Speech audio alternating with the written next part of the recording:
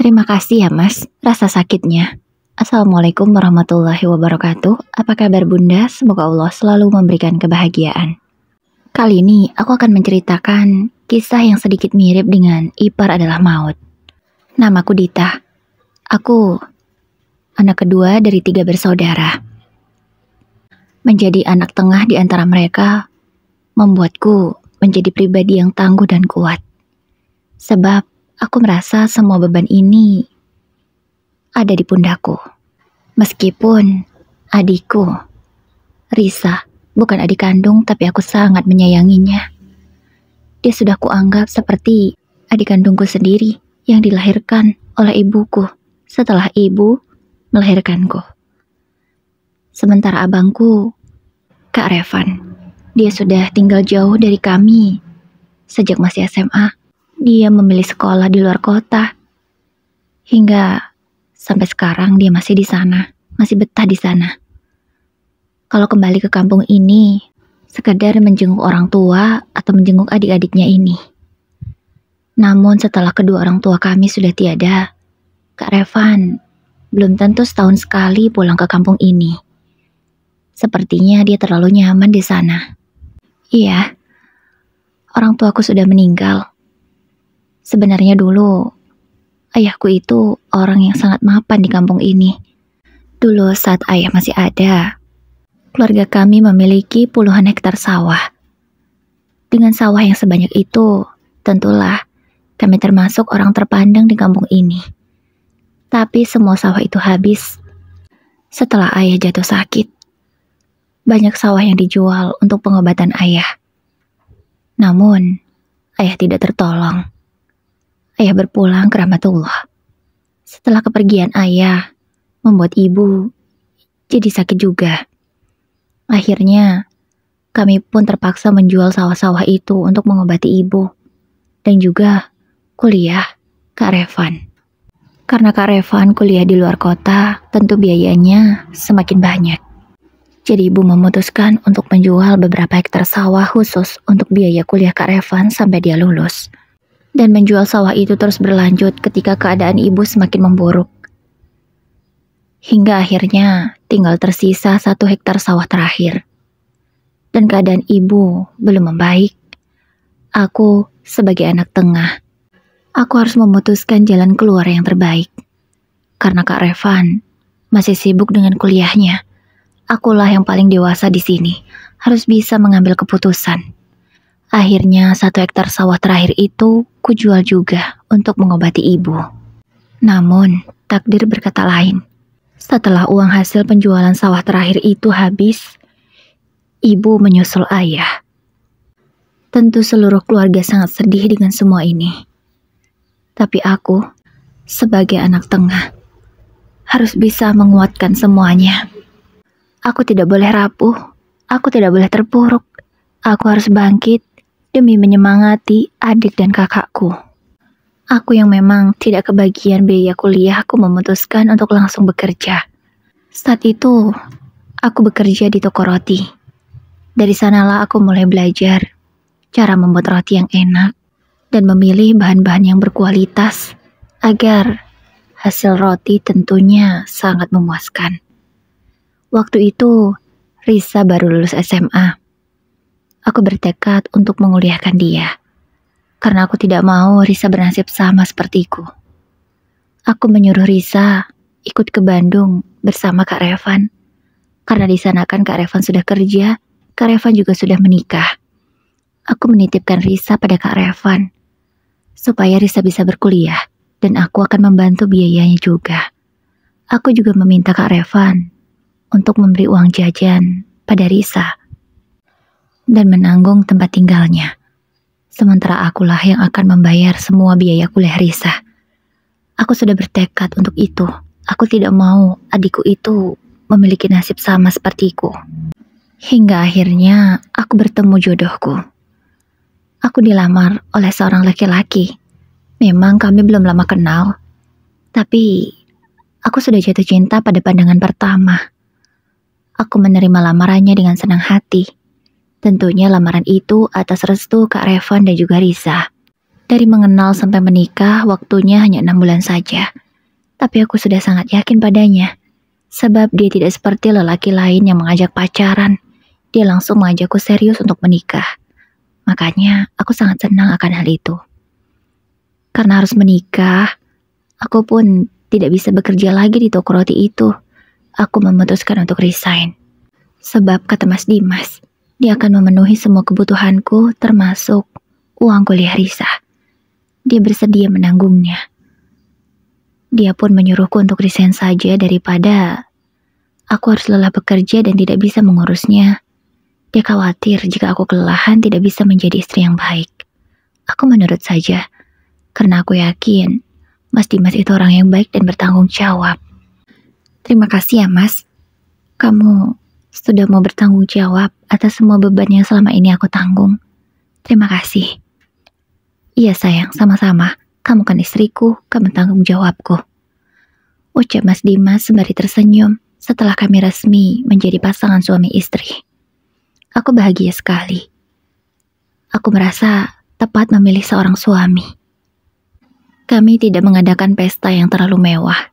Yang penting saudara dan keluarga bisa menghadiri dan ikut berbahagia serta mendoakan kami.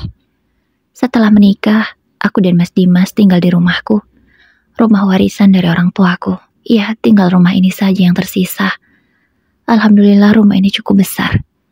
Jikalaupun nanti Kak Revan tidak betah di Bandung, dia bisa kembali lagi ke rumah ini tinggal di sini bersama aku. Begitu juga Risa. Dia bisa tinggal di sini kalau dia sudah lulus kuliah nanti. Atau mungkin dia sudah menikah. Karena kalau hanya untuk berdua, rumah ini terlalu besar. Sebab kamarnya saja ada 5. Hari pertama menjadi seorang istri ku jalani. Kulayani suamiku layaknya seorang istri melayani suaminya. Ku siapkan semua keperluannya. Aku membereskan rumah, memasak, dan segala pekerjaan ibu rumah tangga pada umumnya. Hingga tibalah Mas Dimas memberiku nafkah pertama. Aku berpikir Mas Dimas akan memberikan semua gajinya pada aku. Iya, Mas Dimas bekerja sebagai salah satu staf di sebuah perusahaan. Gajinya 8 juta sebulan. Aku berpikir dia akan memberikan semua gajinya itu padaku. Tapi ternyata Mas Dimas hanya memberiku 2 juta. Aku berpikir tidak salahkah uang ini? Biaya listrik saja 500.000 sebulan. Dan uang 2 juta ini untuk semuanya. Apa cukup? Aku membatin. Karena masih pengantin baru, aku belum berani protes. Aku terima saja uang itu, ku cukup-cukupkan. Kalau kurang nanti, ku tutupi saja dengan uangku. Aku masih punya tabungan. Di bulan kedua, masih tetap sama. 2 juta per bulan jatah uang belanjaku. Kali ini, aku memberanikan diri untuk protes. Mas, uang segini gak cukup mas untuk sebulan. Keperluan kita lebih loh mas dari 2 juta, belum listrik dan lain-lain. Ucapku memprotes uang pemberian Mas Dimas. Maaf ya mas, bukannya aku tidak bersyukur, tapi aku harus memberi uang juga untuk Risa, untuk biaya kuliahnya. Kalau hanya 2 juta per bulan, tidak cukup mas. Gaji mas kan besar. Mas bisa memberiku uang lebih banyak dari ini kan mas? Tanya aku takut-takut. Kamu tenang saja. Untuk Risa sudah kuberikan langsung padanya.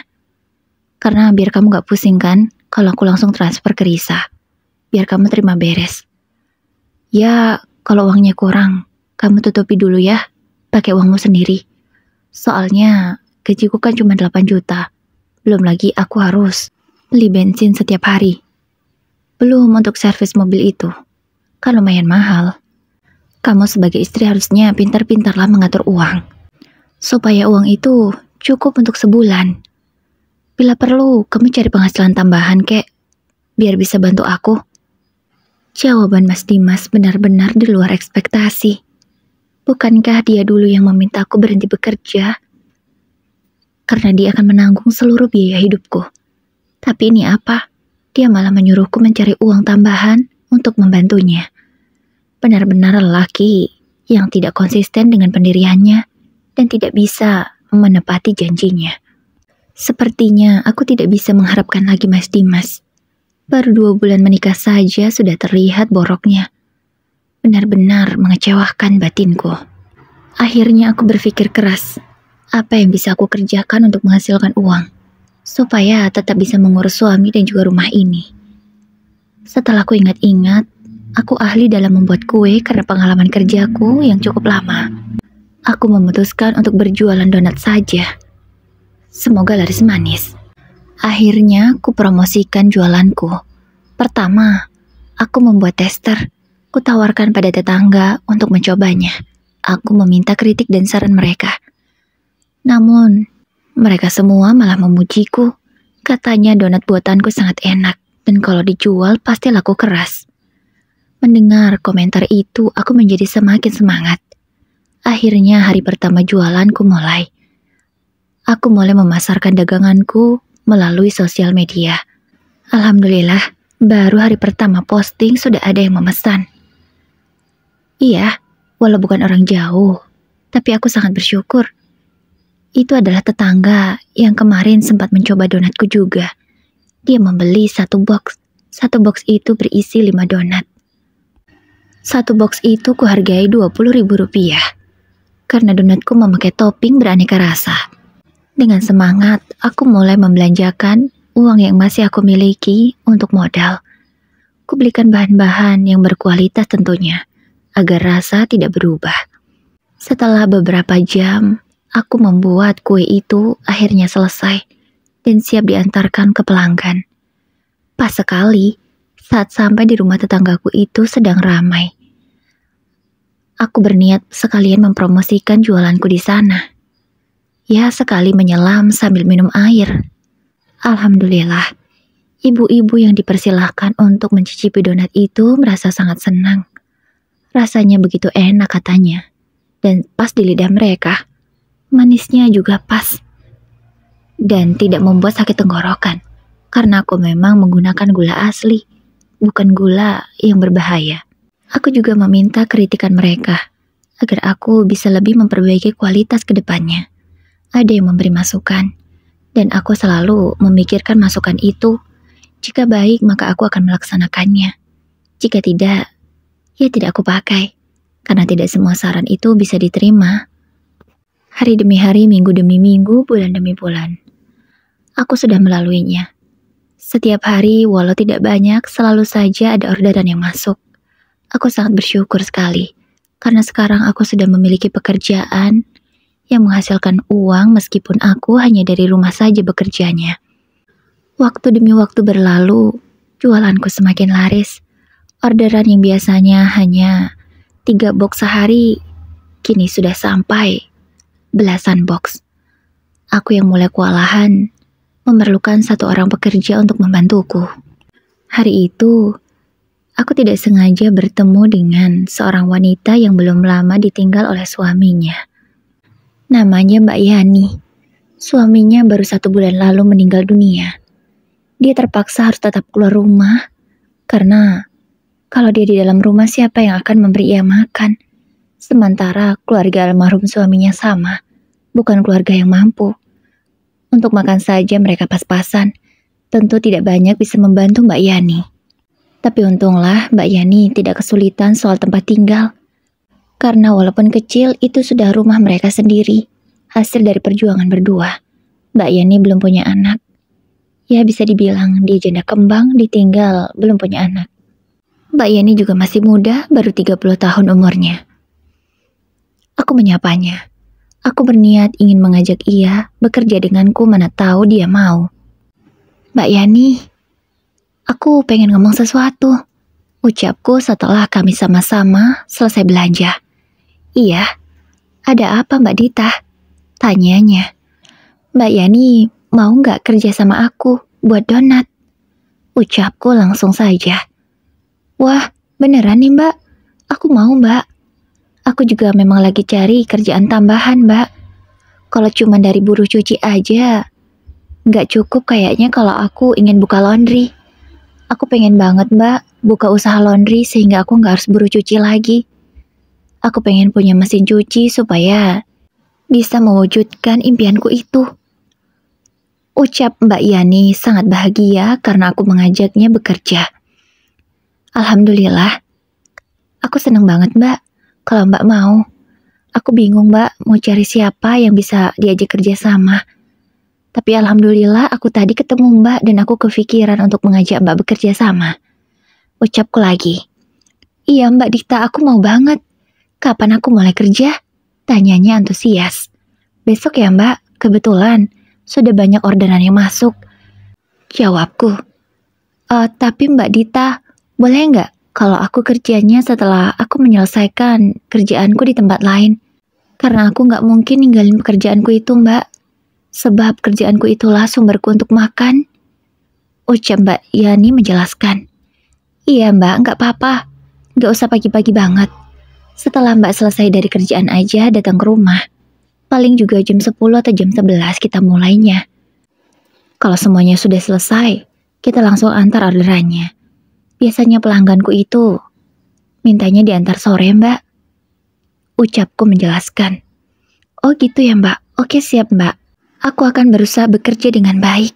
Terima kasih banyak ya Mbak. Ucap Mbak Yani lagi. Iya, sama-sama. Ya sudah Mbak, besok aku tunggu ya. Kami pun berpencar pulang ke rumah masing-masing. Hari pun sudah sore, aku harus cepat sampai ke rumah dan masak untuk makan malam. Karena sebentar lagi Mas Dimas pulang. Sekitar 1 jam lebih, aku berkutat di dapur untuk menyiapkan makan malam kami. Akhirnya sudah selesai. Aku segera mandi setelah semuanya beres. Aku akan menyambut kepulangan Mas Dimas dengan badanku yang sudah wangi karena aku sudah bebersih. Assalamualaikum, ucap Mas Dimas. Waalaikumsalam. Aku segera menyambutnya. Kucium punggung tangan suamiku itu dan ku minta tasnya. Baunya wangi banget. Kamu masak apa? Tanya Mas Dimas. Aku masak makanan kesukaanmu Mas. Jawabku. Wah, makasih ya sayang. Kalau gitu aku mau mandi. Karena mencium bau masakanmu yang begitu enak, perutku langsung lapar.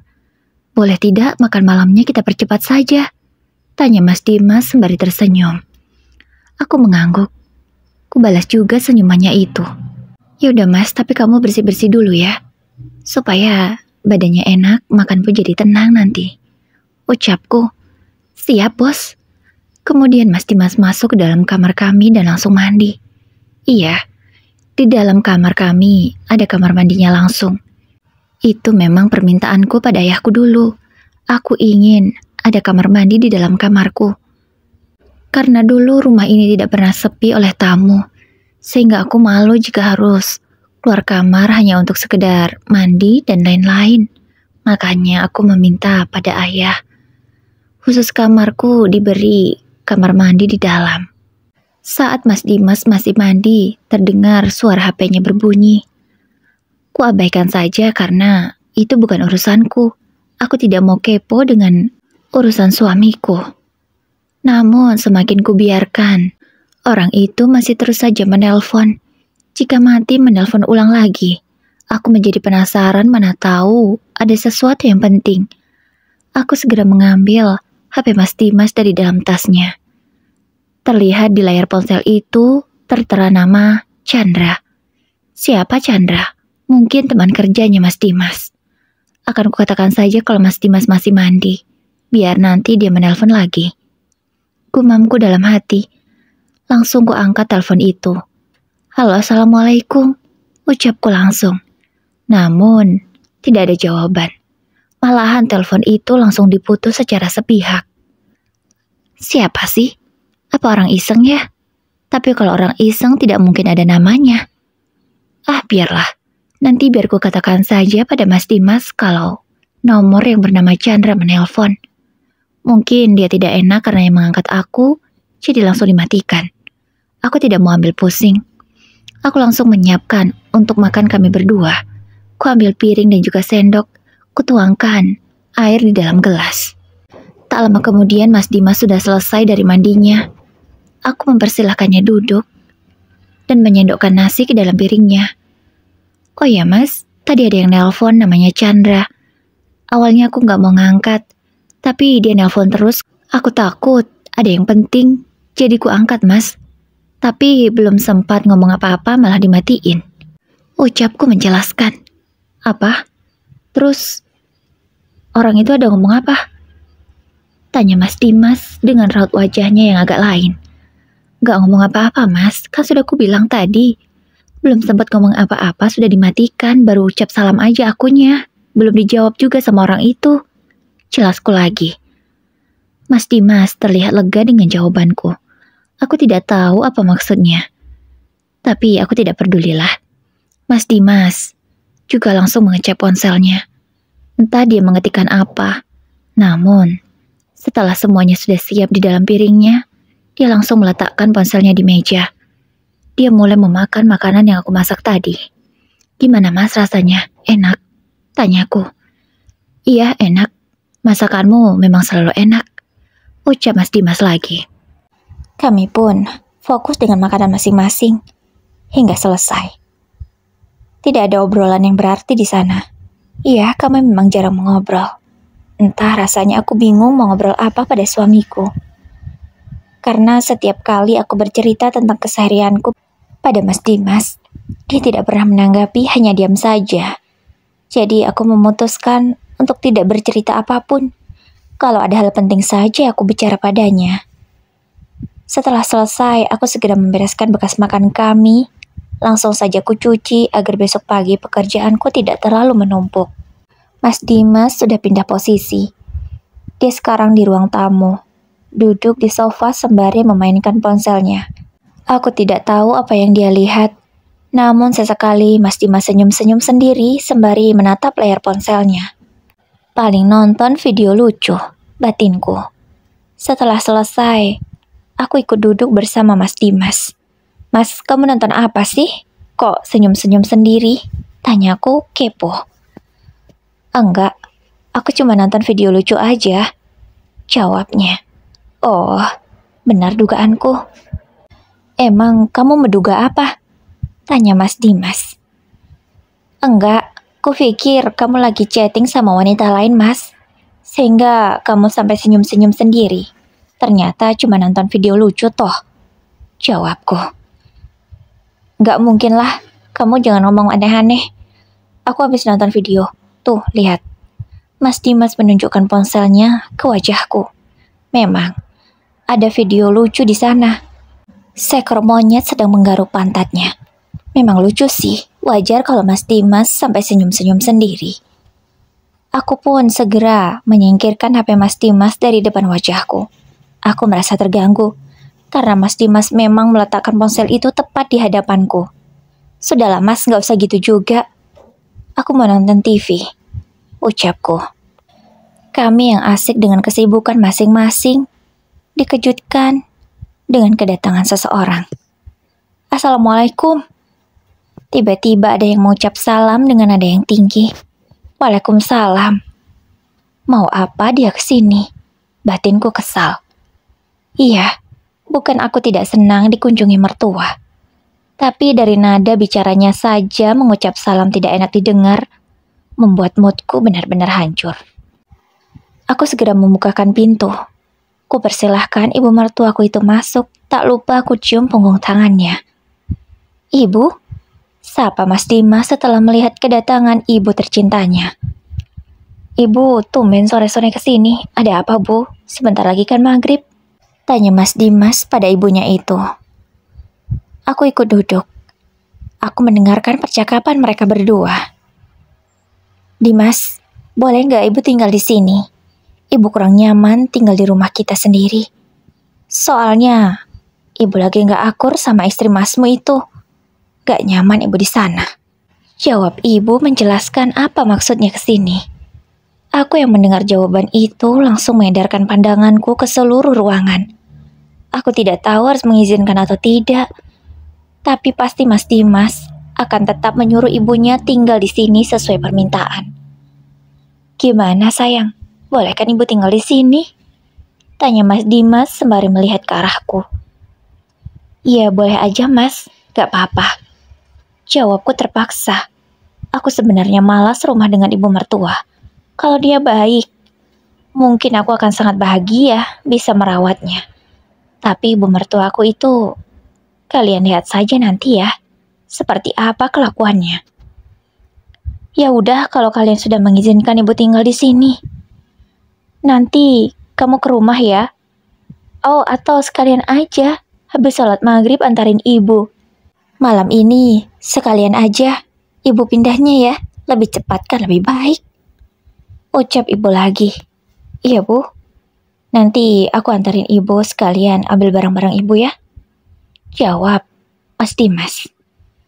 Aku hanya bisa tersenyum, namun rasanya hatiku tidak suka. Senyum ini kupaksakan saja. Azan maghrib pun berkumandang.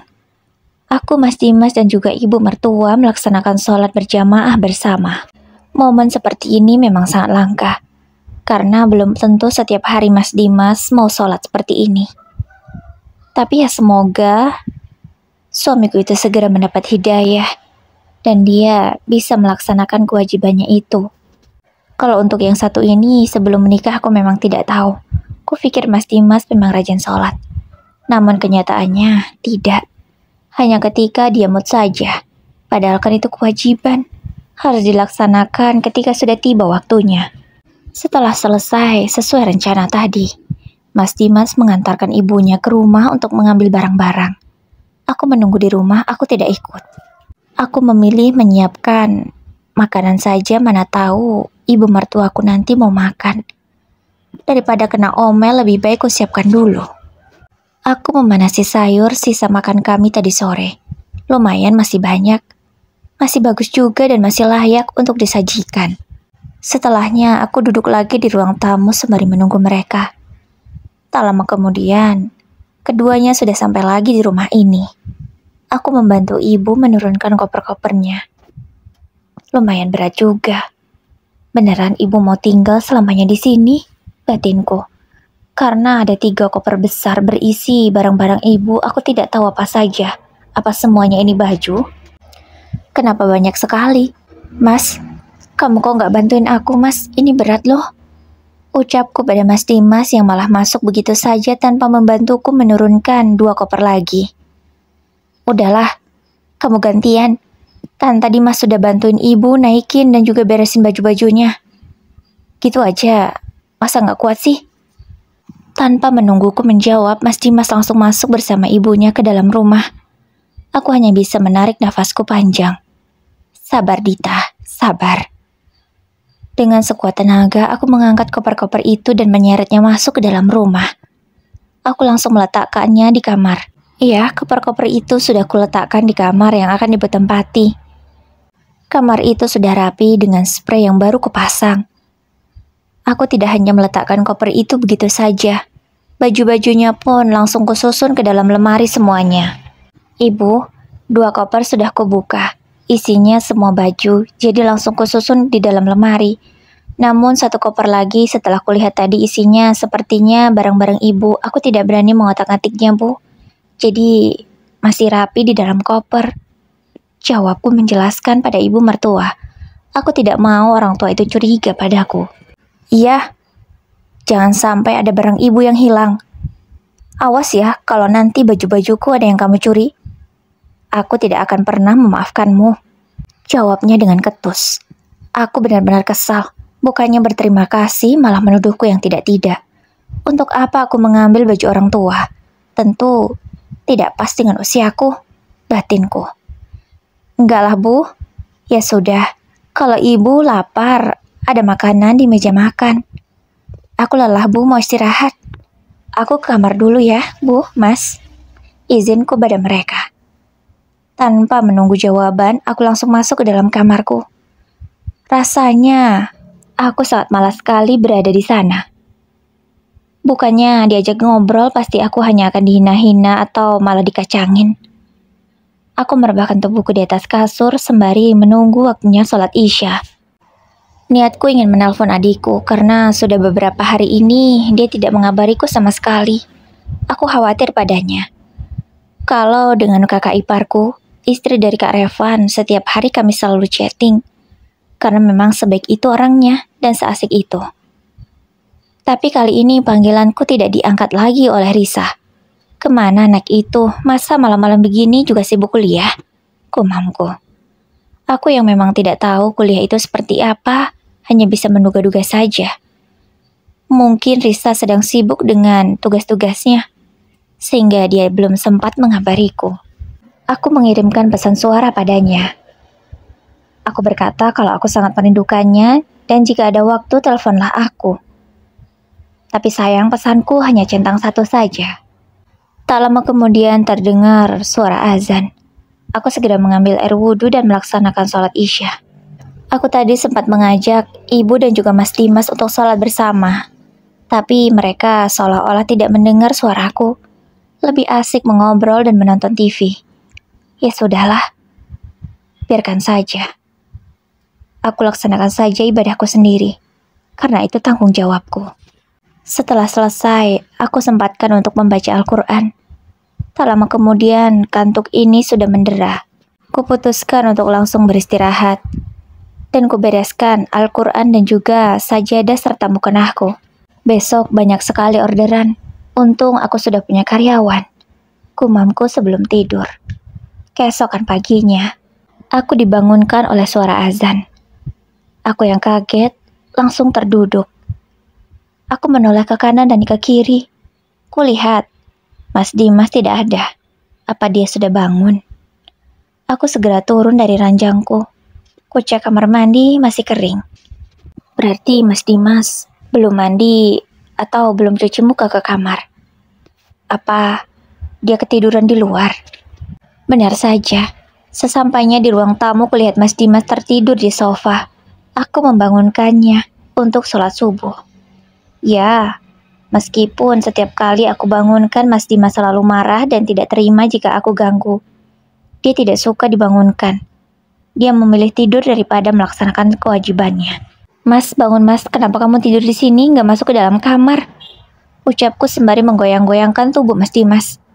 Udah jangan ganggu, sana pergi. Mas Dimas malah membentakku. Walau suaranya masih terdengar ngantuk, tapi bentakan itu cukup menyinggung perasaan. Tidak kuperdulikan laki-laki itu. Aku segera mengambil air wudhu dan sholat. Setelahnya aku bereskan rumah dan memasak untuk sarapan seperti biasanya. Ya, rutinitas pekerjaan ibu rumah tangga itu aku kerjakan sendirian. Mas Dimas tidak pernah membantu sama sekali. Dia taunya hanya kerja, pulang ke rumah dilayani, seperti itu saja. Mending kalau kasih nafkah yang cukup, mungkin aku tidak akan merasa terbebani seperti ini. Tapi ini apa? Sudahlah nafkah pas-pasan, banyak pinta. Dan aku harus menutupi kekurangannya dengan uangku sendiri. Batinku kesal. Ibu mertuaku juga belum bangun dari tadi. Padahal ini sudah jam 7 pagi. Anak sama ibu sama aja. Sama-sama pemalas. Aku menggerutu pelan. Aku tidak ingin gerutuanku ini terdengar. Bukan takut. Aku hanya tidak mau saja berdebat pagi-pagi. Semua makanan untuk pagi ini sudah siap di atas meja. Aku segera mengecek ponselku dan membalasi satu persatu chat yang masuk untuk order kue. Setelah selesai, aku kembali lagi ke meja makan untuk menunggu suami dan juga ibu mertuaku. Tak lama kemudian mereka sudah selesai mandi dan juga bersiap-siap.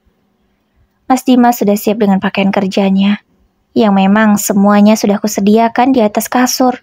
Dia tinggal memakainya saja. Kamu masak apa ini? Tanya ibu mertuaku. Ya masak inilah bu. Jawabku santai. Kok cuma ini aja? Gak ada ayam. Cuman telur doang. Umpatnya. Gak boleh ngomong gitu bu di depan makanan. Pak Mali. Aku sangat tersinggung dengan ucapannya. Bisa-bisanya orang tua itu tidak memberi contoh yang baik pada kami. Malahan mengumpati makanan yang sudah tersedia. Bukannya bersyukur. Kenapa bu? Memang ini yang mampu aku masak. Karena uang belanja dari Mas Dimas itu pas-pasan. Ya ibu syukuri saja apa yang ada, tinggal makan pun. Ucapku lagi. Enggak, ibu gak mau makan. Makanan apa ini? Di rumah ibu saja makanannya enak-enak. Selalu ada ayam, ikan, atau daging. Tidak hanya telur, tempe, dan juga sayur. Ya udah kalau ibu gak mau makan, gak usah makan, gampang kan? Jawabku tegas. Kamu? Ibu mertuaku meninggikan suaranya. Dia terlihat sangat emosi mendengar jawabanku. Kenapa bu? Ibu kan tinggal di rumah ini. Jadi harus menurut saja dengan yang punya rumah. Tidak usah banyak pinta. Kalau mau makan enak, ya suruh anak ibu itu memberi uang belanja yang banyak. Jangan hanya pas-pasan setiap bulannya. Aku berkata dengan tegas, aku tidak mau kalah. Aku bukan menantu yang bisa ditindas oleh ibu mertua. Aku tidak lemah. Aku langsung berdiri dan meninggalkan meja makan. Moodku untuk sarapan langsung hilang. Tidak selera lagi. Kutinggalkan mereka berdua yang menatapku dengan tatapan tajam. Mas Dimas hanya diam saja. Tidak bisa membela aku sama sekali. Benar-benar laki-laki tidak berguna. Batinku kesal. Aku masuk ke dalam kamar. Aku memainkan ponselku untuk menedamkan emosi.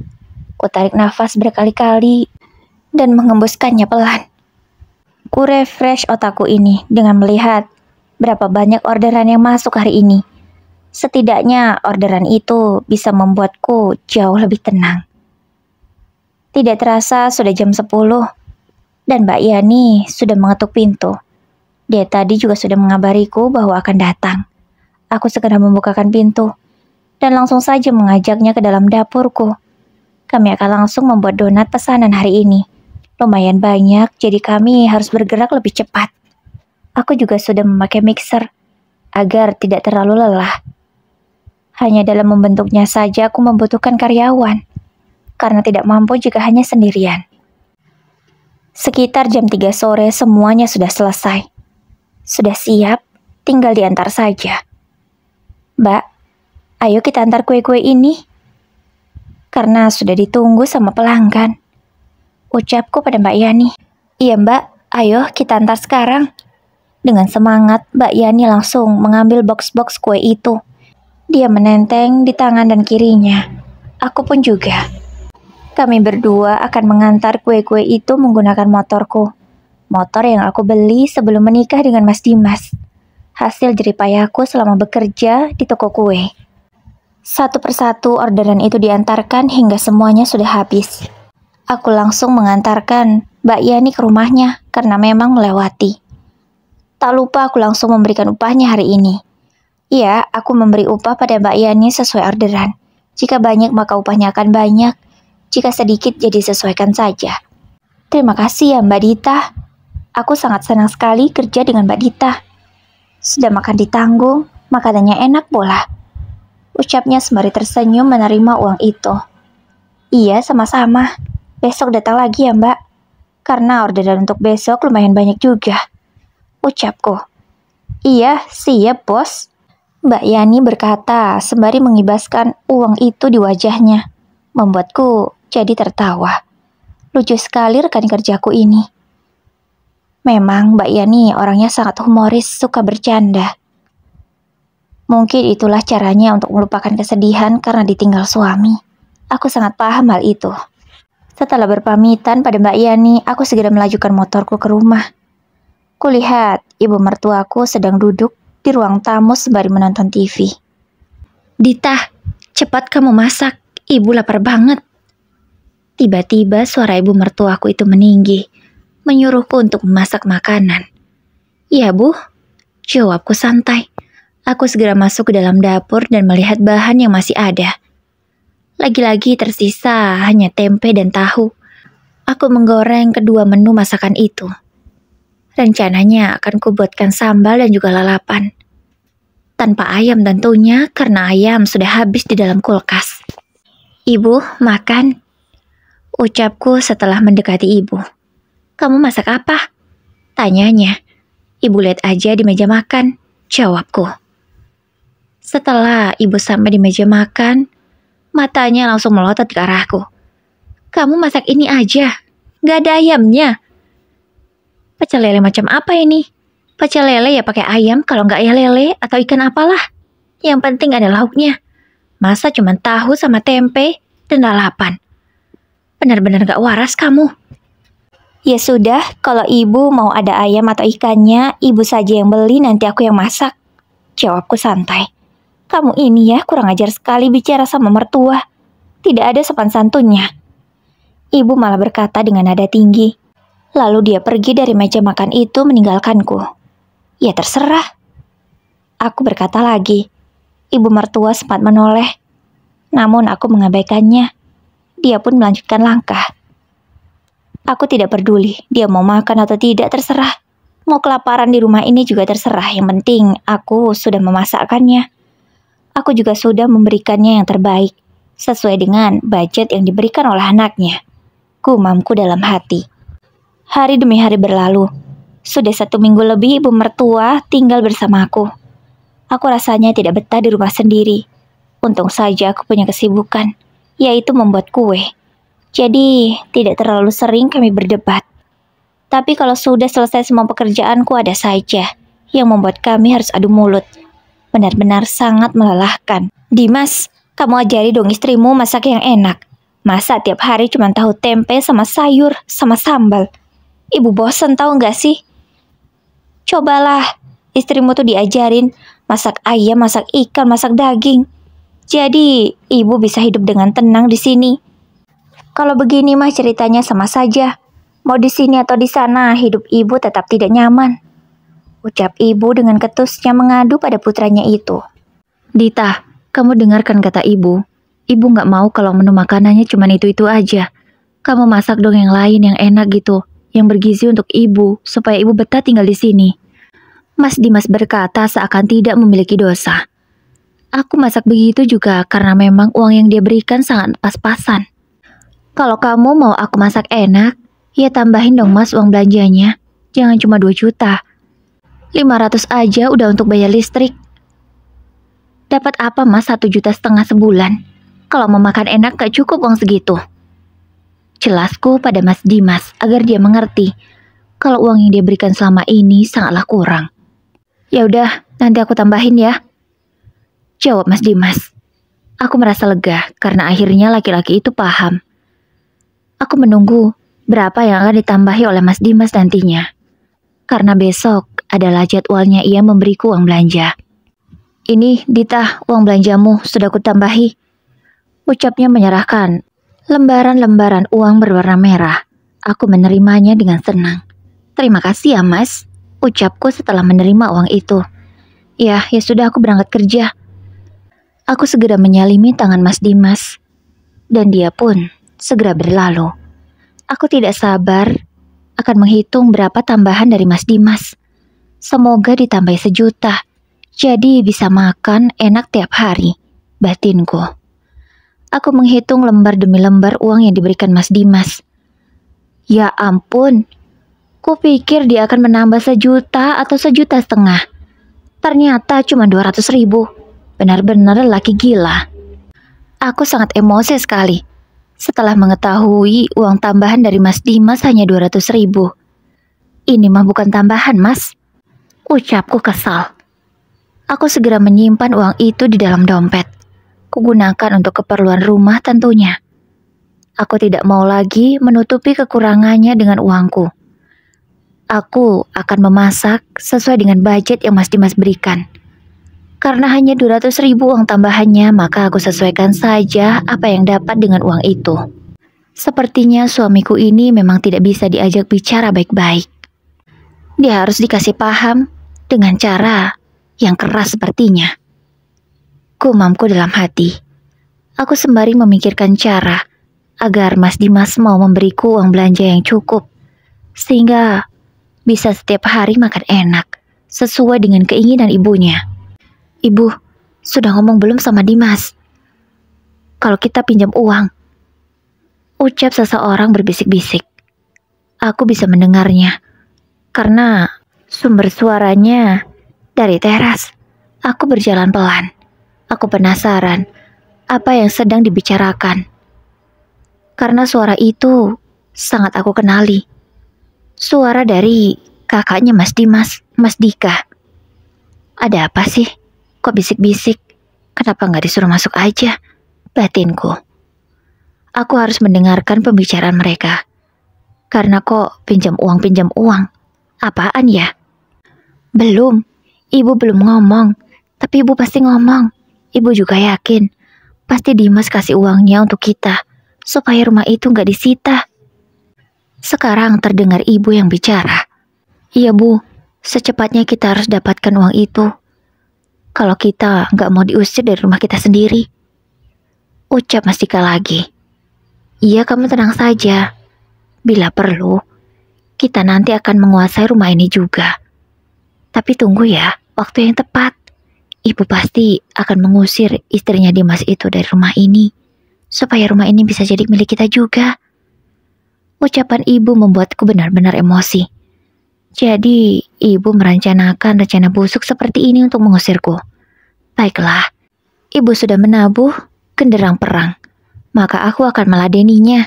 Lihat saja, siapa yang akan terusir. Batinku kesal. Aku segera menjauh dari mereka. Aku tidak mau kalau ibu dan Mas Dika tahu jika aku sudah menguping pembicaraan mereka. Aku harus menyiapkan rencana yang bagus. Aku tidak akan memberi mereka ampun. Benar-benar sangat keterlaluan sekali. Ada yang mertua sejahat ini. Aku segera kembali ke kamar. Aku juga mendengar ponselku berdering. Ternyata Risa yang menelpon. Aku sangat senang sekali. Akhirnya dia menghubungiku lebih dulu. Halo, assalamualaikum. Ucapku langsung. Waalaikumsalam, Mbak. Jawabnya. Kamu apa kabar? Kenapa susah sekali dihubungi? Kata Mbak Firly, kamu lagi sibuk kuliah ya? Emang sesibuk itu sampai gak sempat balas chatku? Tanyaku dengan nada kesal. Aku ingin Risa tahu betapa rindunya aku padanya. Maaf ya Mbak, bukannya aku gak mau balas chatmu, tapi aku benar-benar sibuk dengan tugas kuliah yang menumpuk. Oh ya Mbak, aku kemarin juga sedang sibuk mengurus kepindahan kuliahku. Aku mau kuliah di sana aja Mbak, aku gak betah kuliah di sini. Boleh kan? Tiba-tiba Risa mengatakan hal itu. Aku agak sedikit terkejut, namun aku berusaha tenang. Kenapa? Bukankah kamu senang tinggal bersama Kak Revan di sana? Kak Firly kan juga baik. Kamu gak betahnya yang mana? Tanya aku menyelidik. Aku gak betah aja sama kuliahnya. Kalau tinggal sama Kak Revan aku betah-betah aja. Aku mau kuliah di sana aja, boleh kan? Aku mau pindah. Aku juga sudah mengurus semuanya kok. Besok aku langsung ke sana, Mbak. Ucap Risa lagi. Aku yang masih bingung hanya bisa mengiyakan saja. Emang secepat itu kah mengurus kepindahan? Batinku. Tapi ya sudahlah, terserah dia. Yang penting dia kuliah. Ya sudah, kamu hati-hati ya. Besok Mbak tunggu. Iya Mbak. Aku mau dimasakin masakan kesukaanku ya. Aku kangen sama masakanmu Mbak. Ucap Risa lagi. Iya, tenang saja. Besok Mbak akan masakan ayam rica-rica kesukaanmu. Terima kasih ya Mbak. Ya sudah, kalau gitu aku matikan dulu ya. Aku mau lanjut berberes. Karena besok kan harus berangkat. Iya. Ya sudah, matikanlah. Assalamualaikum. Ucapku. Waalaikumsalam. Sambungan telepon pun terputus. Aku segera menyiapkan kamar untuk Risa besok. Meskipun besok dia baru datang, tapi aku harus menyiapkannya dari sekarang. Karena besok aku pasti banyak pekerjaan, takutnya nggak sempat. Mumpung masih ada waktu sebelum aku lanjut membuat donat. Assalamualaikum, Mbak Dita. Panggil seseorang dari luar. Waalaikumsalam. Mbak Yani udah datang. Sebentar ya Mbak, sedikit lagi kerjaanku selesai. Aku masih sibuk membereskan kamar. Loh, kok beresin kamar lagi? Apa ada yang mau menginap? Tanya Mbak Yani. Iya, besok si Risa mau tinggal di sini lagi. Dia mau kuliah di sini. Ucapku. Oh, adik Mbak yang bungsu itu ya? Tanya Mbak Yani memastikan. Iya Mbak, betul sekali. Ya sudah Mbak, ayo kita mulai. Sudah selesai ini pekerjaanku. Aku segera menutup pintu kamar itu dan mengajak Mbak Yani masuk ke dalam dapur dan kami melakukan rutinitas seperti biasanya. Setelah selesai, kami mengantarkan orderan ke pelanggan masing-masing. Mbak Yani, besok agak pagian datangnya bisa nggak? Karena ada yang pesan untuk siang hari. Jadi kita harus membuatnya dari pagi. Ucapku pada Mbak Yani setelah ia turun dari motor. Siap Mbak, besok kebetulan tidak ada jadwalku mencuci. Jadi aku akan datang pagi-pagi. Jam berapa? Kita mulai jam 8 ya, jawabku. Oke bos, siap. Seperti biasa, Mbak Yani berkata sembari mengibas-ngibaskan uang gajinya hari ini. Aku benar-benar terhibur dengan tingkah Mbak Yani. Keesokan harinya, aku dan Mbak Yani sudah selesai membuat orderan. Kami pun sudah mengantarkannya pada pelanggan. Dan siang nanti tinggal melanjutkan untuk orderan yang lainnya. Orang yang aku tunggu-tunggu pun sudah datang. Iya, Risa adikku sudah datang. Aku menyambutnya dengan penuh kegembiraan. Namun satu keherananku, kenapa Mas Dimas menjemputnya? Aku padahal belum bercerita pada Mas Dimas kalau Risa akan tinggal di sini lagi. Kok kamu bisa bareng Mas Dimas? Tanya aku keheranan. Oh, maaf Mbak. Aku memang meminta tolong pada Mas Dimas untuk menjemputku. Soalnya aku nggak mau Mbak pusing mencari taksi. Jadi aku minta tolong sama Mas Dimas aja deh. Jawab Risa dengan manjanya. Oh, masuk akal juga. Kan memang mereka sering berkomunikasi. Sebab Mas Dimas mentransfer sendiri uang untuk kuliah Risa. Ya sudah, ayo masuk. Kamu pasti capek kan? Oh, Mbak juga sudah memasakkan makanan kesukaanmu. Kita langsung makan aja ya, kebetulan sudah siang hari kan ini. Aku segera mengajak adikku itu masuk. Tak lupa Mbak Yani juga. Sementara Mas Dimas membawakan koper-koper Risa untuk diletakkan di kamar. Di saat makan siang bersama itu, hanya sesekali saja kami mengobrol obrolan ringan. Aku yang lebih banyak mengobrol bersama Risa. Sementara yang lain hanya menyimak dan sesekali menanggapi juga ikut tertawa. Namun sekilas, tak sengaja mata ini melihat Mas Dimas dan juga Risa curi-curi pandang. Aku menjadi curiga. Hatiku dan jantung ini pun langsung deg-degan. Ada apa di antara mereka? Kenapa tatapan matanya bukan seperti tatapan mata yang wajar? Bolehkah aku curiga pada saudaraku sendiri? Batinku. Tidak mungkinlah. Tidak mungkin Mas Dimas dan Risa ada sesuatu. Pasti tadi tidak sengaja saja bertatapan. Kami pun sudah selesai makan bersama. Risa membantuku untuk mencuci piring. Iya, meskipun adikku itu manja, dia tapi rajin. Dia mau membantu pekerjaan rumah. Bagus juga kalau dia ada di sini. Aku bisa memintanya membantuku mengerjakan pekerjaan rumah. Gumamku. Makan malam pun tiba. Aku, Mbak Yani, dan Risa tadi sudah memasak lumayan banyak. Orderan kami pun juga sudah selesai. Mbak Yani akan mengantarnya sendiri. Dia mau sekalian pulang. Aku juga menyuruh Mbak Yani membawa motorku saja. Besok pagi kebetulan orderan juga lumayan banyak. Jadi dia bisa langsung datang ke sini setelah mengerjakan pekerjaannya. Mbak Yani kutawari makan terlebih dahulu namun dia tidak mau. Dia memilih langsung pulang sembari mengantarkan orderan. Aku segera masuk ke dalam kamarku untuk mandi karena rasanya sudah sangat gerah sekali. Lagian ini juga sudah sangat sore, hampir maghrib. Setelah selesai mandi, tak kudapati Mas Dimas di dalam kamar. Padahal dia tadi katanya mau mandi. Tapi kemana dia? Aku mencari-cari keberadaan suamiku itu.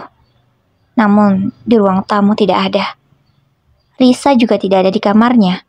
Karena kamarnya terbuka, tidak ada siapapun di sana. Sementara ibu mertuaku sedang asik menonton TV. Astagfirullah. Aku benar-benar terkejut. Aku melihat dengan mata dan kepalaku sendiri. Mas Dimas memeluk Risa dari belakang. Dan terlihat adikku itu sama sekali tidak merasa risih. Bahkan terkesan menikmati pelukan dari suamiku itu. Jantungku rasanya akan lepas dari tempatnya. Ada apa di antara mereka berdua? Benarkah dugaanku? Aku segera menyembunyikan diriku agar tidak terlihat. Mereka berpelukan di dapur. Aku harus tenang. Aku harus mencari bukti yang lebih banyak lagi, agar bisa memilih langkah yang tepat. Untung saja aku tadi sudah membawa ponsel. Dengan tangan yang gemetaran, aku segera memotret keduanya. Setelah mendapatkan gambar yang bagus dan terlihat wajah mereka, aku langsung menjauh dari sana dan berpura-pura baru keluar dari kamar. Mas, aku sengaja memanggil dengan suara keras agar Mas Dimas mendengarnya. Setelah kulihat, keduanya tidak lagi berpelukan. Dan Risa menaruh kopi itu di hadapan Mas Dimas yang terduduk di meja makan. Makasih ya kopinya, ucap Mas Dimas dengan nada cuek. Bagus sekali kalian aktingnya. Lihat saja, siapa yang jauh lebih pandai berakting, aku atau kalian? Batinku dalam hati. Kok kamu gak nyuruh aku aja Mas yang buat kopi? Tanya aku pada Mas Dimas. Ya, kamu kan tadi lagi mandi. Aku lagi pengen kopi. Jadi aku minta Risa untuk bikinkan. Jawab Mas Dimas. Oh gitu ya. Ya sudah Mas. Mulai hari ini dan seterusnya, biar Risa saja yang buatkan kamu kopi. Kan kamu suka Mas? Ucapku sarkas. Kok gitu sih Dek? Ya gak gitu juga maksud Mas. Tadi kan cuma karena ngeliat kamu lagi sibuk makanya Mas minta tolong sama Risa. Gitu aja masa kamu marah sih? Ucap Mas Dimas dengan wajahnya yang sedikit panik. Gak gitu Mas maksudku. Kamu kan suka dibuatin kopi. Kalau misalkan aku gak sempet, kamu suruh aja Risa gak apa-apa. Silahkan. Oh gitu. Iya deh. Jawab Mas Dimas lagi. Aku sengaja melakukan itu. Aku ingin tahu sepandai apa mereka menutupi perselingkuhannya. Hatiku memang sangat perih, tapi aku berusaha menahan semua ini. Air mata yang akan jatuh pun aku berusaha dengan kuat menahannya. Aku harus memiliki cara yang terbaik agar bisa kubalaskan rasa sakit hati ini pada mereka. Tega-teganya mereka mengkhianatiku. Aku lebih tidak menyangka padamu Risa. Kamu adik yang sangat aku sayangi. Orang tua kami memungutmu dari jalanan dan mengangkatnya menjadi anak. Tapi kamu malah melakukan ini padaku. Benar-benar tega, keterlaluan. Keesokan harinya, aku masih berpura-pura tidak tahu tentang hubungan mereka. Aku harus mencari lebih banyak bukti agar mereka bisa mendapatkan balasan yang setimpal nantinya. Jam 9 pagi Mbak Yani sudah datang seperti biasanya. Kami akan membuat kue karena orderan lumayan banyak. Mbak Dita, maaf kalau saya lancang. Tiba-tiba Mbak Yani berkata padaku. Ada apa Mbak? Kok ngomong gitu? Ngomong aja, cerita aja. Aku melihat ekspresi wajah Mbak Yani yang terlihat agak aneh dan merasa tidak enak. Maaf Mbak Dita. Tadi saya nggak sengaja pas mau masuk rumah ini. Saya melihat suami Mbak Dita sama Risa. Aduh, gimana ya ngomongnya? Mbak Yani menghentikan kalimatnya. Ada apa sih Mbak? Ngomong aja Mbak, terus terang. Tanya aku pada Mbak Yani. Aku sangat penasaran apa yang dia lihat tadi. Karena memang saat ia datang, aku masih di dalam kamar. Sementara Risa dan juga Mas Dimas ada di ruang tamu. Tapi mereka lagi menonton TV tadinya. Karena ini hari Minggu, hari libur. Jadi keduanya santai-santai di rumah. Maaf Mbak, bukan saya ingin menuduh, tapi saya sungguh melihat dengan mata kepala saya sendiri. Kalau Mas Dimas dan Mbak Risa tadi lagi berciuman. Mendengar ucapan Mbak Yani, aku merasa terkejut. Ternyata sejauh itu yang mereka lakukan. Jangan sampai rumah ini dikotori oleh kelakuan kotor mereka. Mbak Yani serius melihat itu? Tanya aku dengan nada serius. Iya Mbak, beneran, saya nggak bohong. Saya udah tahu Mbak kalau mereka ada sesuatu. Tapi saya harus mengumpulkan banyak bukti. Ya udah Mbak, kita berpura-pura saja tidak tahu. Nanti kalau sudah banyak bukti, saya akan langsung memberi mereka pelajaran. Ucapku dengan tegas. Baik Mbak. Mbak Yani tolong bantu saya ya. Kalau Mbak Yani melihat sesuatu yang mencurigakan, tolonglah difoto atau di video. Supaya untuk bukti tambahan. Pinta aku pada Mbak Yani. Siap Mbak Dita, saya akan bantuin. Tenang aja. Saya cukup berpengalaman dalam menyelidiki seperti ini. Karena dulu saya pernah membongkar perselingkuhan teman saya. Kurang lebih samalah kayak Mbak Dita gini. Suami teman saya itu selingkuh dengan adik kandung dari istrinya. Teman saya itu tega sekali kan? Mendengar pernyataan dari Mbak Yani, aku benar-benar terkejut. Ternyata tidak hanya aku yang mengalami seperti ini. Ternyata banyak ya, batinku. Baiklah Mbak, tolong bantu saya ya. Mbak Dita, saya punya ide, ucap Mbak Yani. Ide apa? Mbak Yani membisikkan sesuatu di telingaku. Aku sangat setuju dengan ide Mbak Yani itu. Kami akan langsung eksekusi nanti. Dan kami akan melihat hasilnya langsung. Mas, Risa, kami antar orderan dulu ya. Ucapku sembari membawa box-box berisi kue donat. Iya, hati-hati ya Mbak, ucap Risa. Oke, kamu baik-baik di rumah ya. Jangan nakal, ucapku sarkas. Aku sebenarnya mengingatkan agar Risa tidak macam-macam. Tapi kita lihat saja nanti. Aku dan Mbak Yani segera menaiki motor. Kami mengantarkan orderan ke pelanggan. Kebetulan hari ini hanya ada satu tempat saja yang kami antar. Tapi orderannya lumayan banyak.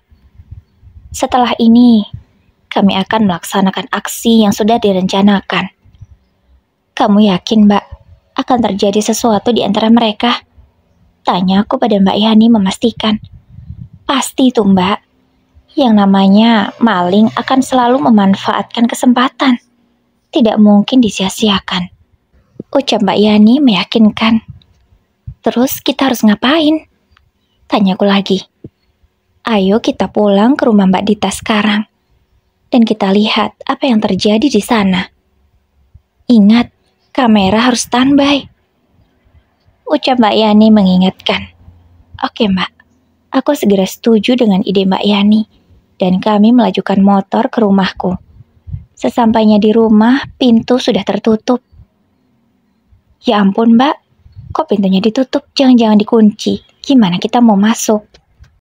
Tenang aja Mbak Dita, kita bisa lewat belakang. Ayo. Mbak Yani mengajakku mengendap-endap. Dia takut kalau sampai aksi kami ini ketahuan. Aku seperti maling saja di rumahku sendiri. Aku mengikuti langkah Mbak Yani.